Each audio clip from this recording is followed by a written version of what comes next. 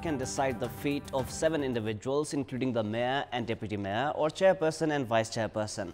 And despite the alliance politics benefits for the parties, it comes with confusion for first-time voters, as remembering all these symbols and cross-party candidates could be very difficult.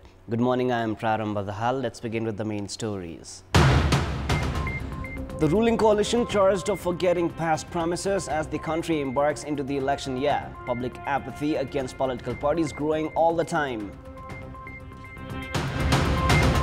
Tourism sector in the country begins to revive. Hotels of major tourism destination occupied to full capacity. Over 700 mountaineers apply for new expeditions.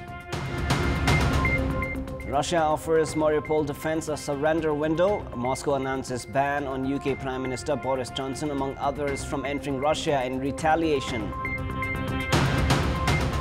And Liverpool survive a late scare to remain on course for an historic quadruple. Reach FA Cup final with a victory over Manchester City. Political parties have started giving assurances to the general public as the local level election draws closer by the day. Leaders who shot into power by promising good governance, however, seem to have forgotten their pledges. The parties that had promised economic transformation, control of inflation, finalizing peace accord, investigating corruption, formulating laws and implementation of federalism have remained too engaged in power politics. At a time when every sector is reeling under the financial crisis, the government as well as the political parties have remained indifferent. The Nepali Congress President Sherbahadur Dewa-led 5-party coalition government was formed on the 11th of July last year.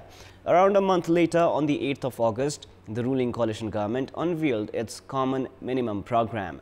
The ruling alliance had included economic growth, production and inflation control as the main agendas of the program. The government, however, failed to achieve any of its goals within the past 10-month term.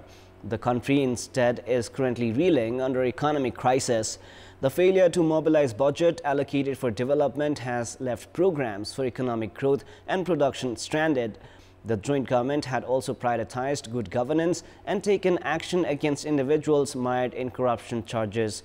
However, the modus operandi of the government remained lackluster, taking decisions that favored faulty contractors or lifting the restriction imposed on the import of banned goods.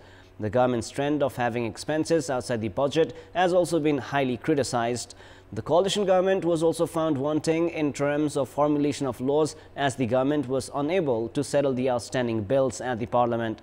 The government was also not able to provide finishing touches to the comprehensive peace accord, which analysts say is bound to pose obstacles in the long run. The tourism sector of the country that was severely affected by the coronavirus pandemic has begun to revive. Hotels at major tourism destinations in the country are now occupied as domestic tourists are welcoming the new Nepali year 2079, while foreign tourists are also savoring the season. Now, according to Nepal Tourism Board, over 78,500 tourists arrived in Nepal within the first 3 months of the year 2022. The number of tourist arrivals throughout the last year was limited to 150,000. Tourist arrivals have increased by 45% compared to the past 2 years. Majority of the tourists arriving from Europe decided to visit Nepal seeking peace because of the war in Ukraine.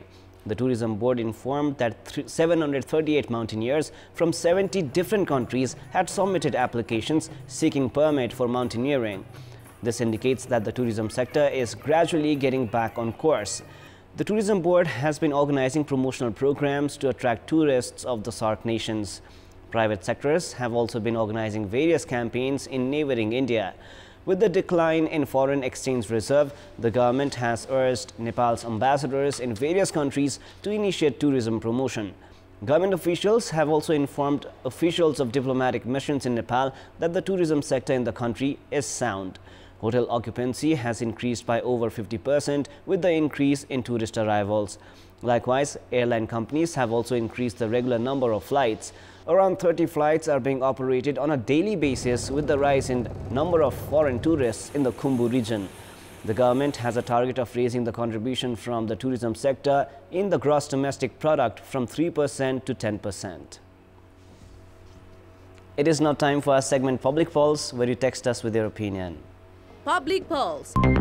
The question is, what should be done to capitalize on the improving tourism sector? Your options are A. Give out positive message, B. Slash airfare, and C. Announce package programs. The voting is on. Type NEWS, select your option A, B or C and then send it to 34001 to share your opinion with us. And now before we wrap up, here's a look into the top stories one more time. The ruling coalition charged of forgetting past promises as the country embarks into the election year. Public apathy against political parties growing all the time. Tourism sector in the country begins to revive. Hotels of major tourism destination occupied to full capacity. Over 700 mountaineers apply for new expeditions. Russia offers Mariupol defense a surrender window. Moscow announces ban on UK Prime Minister Boris Johnson, among others, from entering Russia in retaliation at UK sanctions. And Liverpool survival lead scared to remain on course for an historic quadruple, reach FA Cup final with a victory over Manchester City.